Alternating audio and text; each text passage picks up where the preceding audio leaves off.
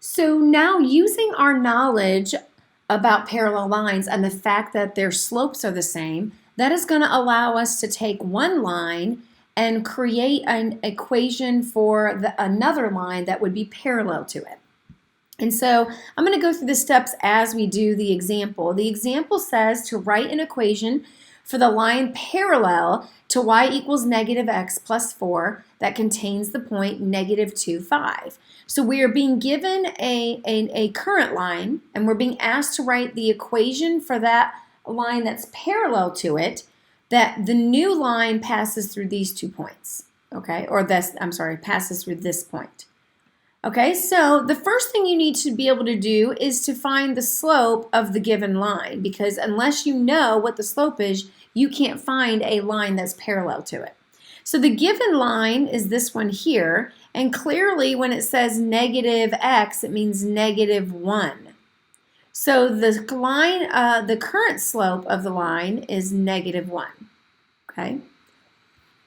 Once we know that, as long as we're given another point, the rest of it becomes easy. We're going to use point slope form.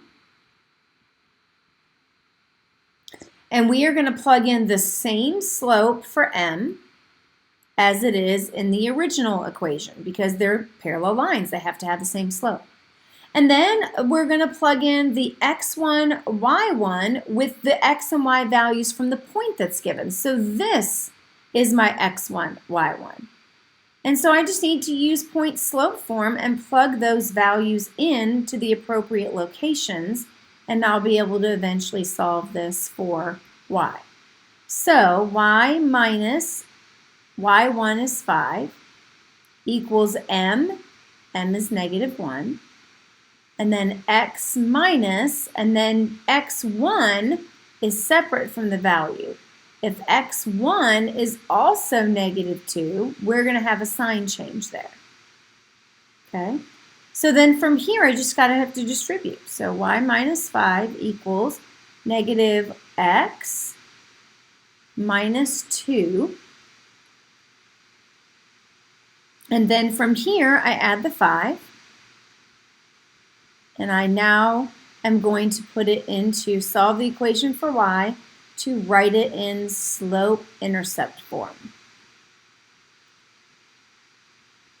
So once I do that, I will have it in slope-intercept form.